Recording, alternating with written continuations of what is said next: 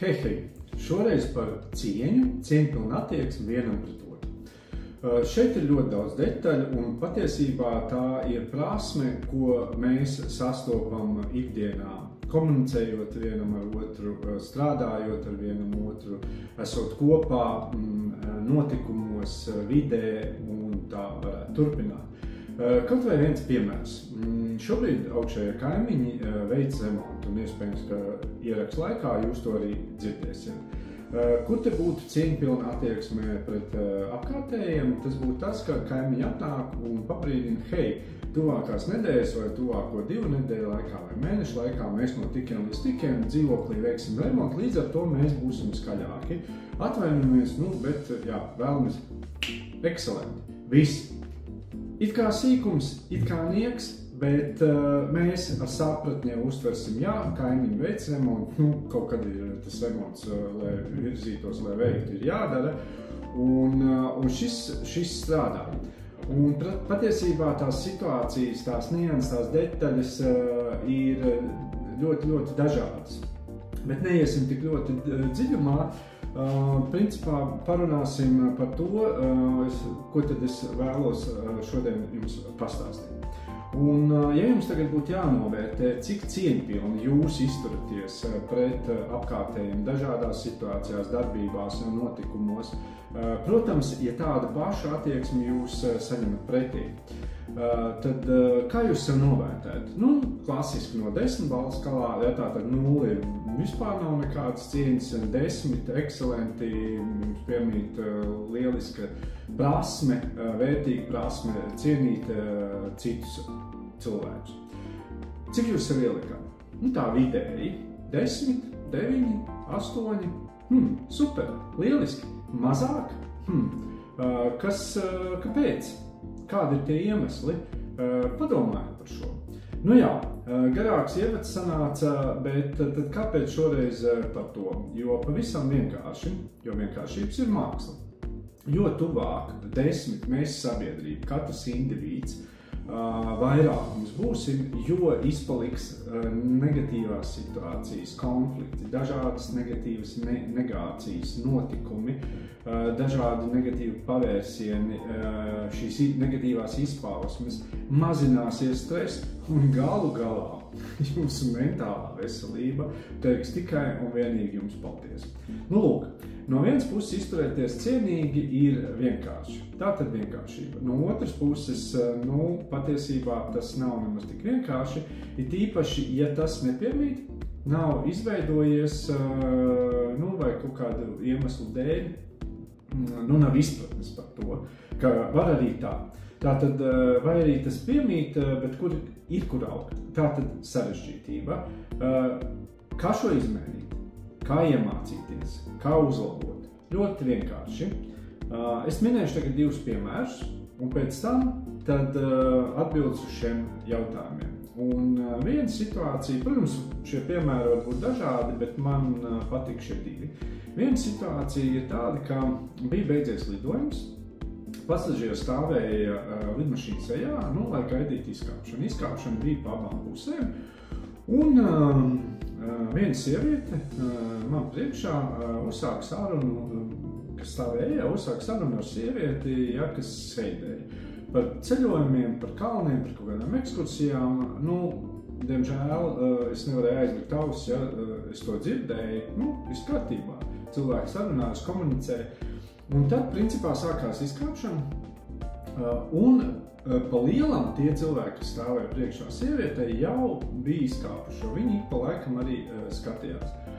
Bet viņi turpināja sarunu.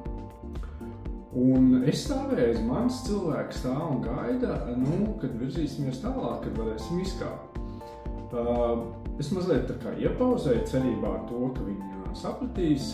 Diemžēl viņai laikam šī prasme cieņpilna attieksme vienam pret otru bija vai vispār nebija, vai minimālās devās. Un tad es viņai tā ļoti pieklājīgi pajautāju un vēl ilgi, uz ko viņa bija ļoti aizvainota. Un tā viņas reakcija bija tāda, ka man reti, kad var izsist no līdzsvaru, bet ko viņa tādā aizvainotā balsī, man ir jāsarunā nākamais ceļojums. Nu, es tiešām, šeit man mazliet izsit no līdzsvaru, un tad es viņai jautāju nopietni, un tad laikam viņa saprata un nepat atvainojusies neko, vienkārši pagriezās un gāja uz izeju. Lūk, šī ir viena situācija. Otra situācija ir tā, ar kuru mēs saskaramies ikdienā un kur mēs principā esam dažādās lomās. Un stāsts ir par pārējiem.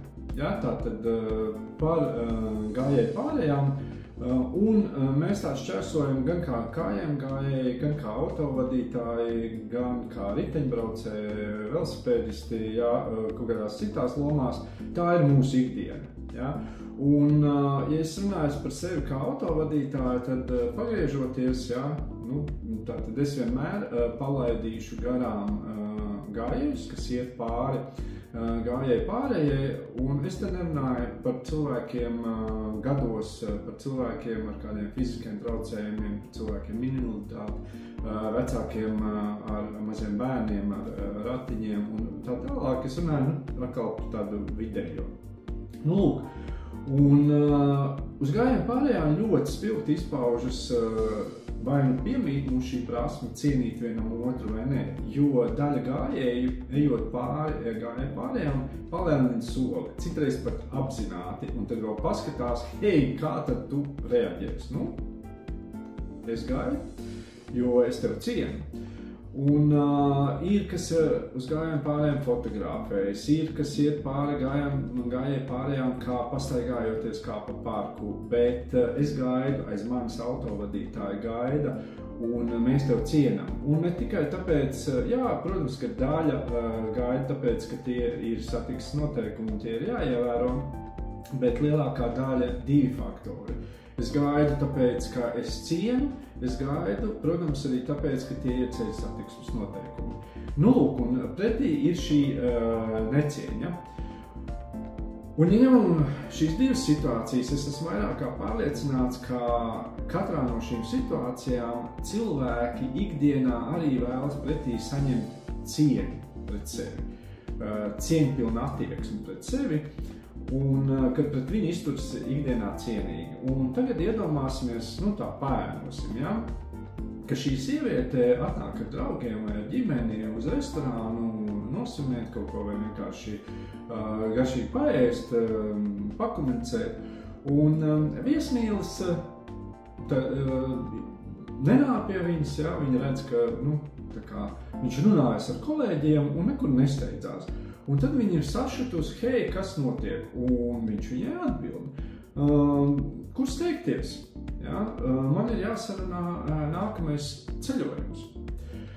Vai arī paņemsim otru situāciju, ka kāds no šiem gājējiem, vienalga kādā lomā viņš tur ir, ja, kas šķērso gājēju pārēju, nonāk medicīnas iestādē un ārsts nesteidzas ar viņu izmeklēšanu, nesteidzas viņu pieņemt, jo diena taču ir gara, kur ir jāsteidzās, un viņš loģiski ir sašuts. Un te nav stāsts ne par Hipokrates vēres, ne par to, ka konkrētajā gadījumā restorānu viesmīlim ir jābūt laipnam pret klientu, pavisam ne.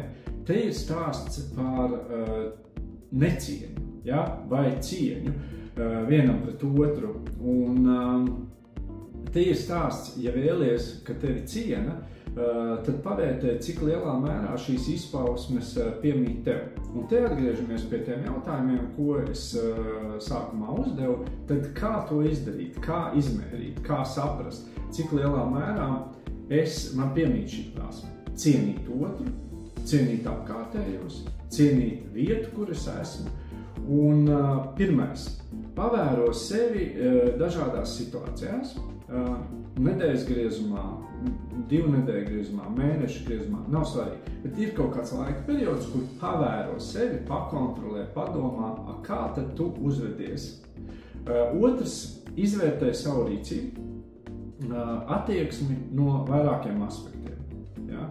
Kāda bija šī situācija, kāpēc tu tieši tā, ja? Ko tu darīji, kāpēc tu tieši šādi reaģēji, kāpēc tu tieši šādi rīkojies. Uzdod sev jautājumu, vai tu vēlētos, ka šādu pašu attieksmi tu saņem pret sevi. Un pieņem lēmumu, kā turpmāk rīkoties. Tu vēlies attīstīt šo prasmi, tu vēlies uzlabot, tu vēlies principā ieviest sevi, ieintegrēt sevi, ja? Principā šo prasmi cienīt apkārtējos, būt cieņpilnam pret citiem. Un viss, tad, kad tu esi ticis līdz tam, tad ir tikai sācieni. Ja? Un pēc laika jūs sajutīsiet, ka kaut kas ir mainījies. Ka varbūt to nevarēs tā ļoti precīzi izmērīt, bet to varēs sajust.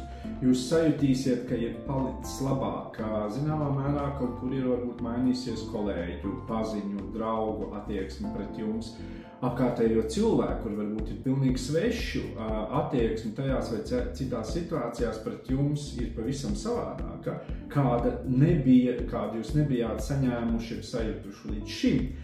Un tātad nevienmēr jūs izpratīsiet, bet jūs sajutīsiet. Un tas ir ļoti būtiski. Un tagad vienkārši sāciet un izbaudiet. Lai jums viss forši!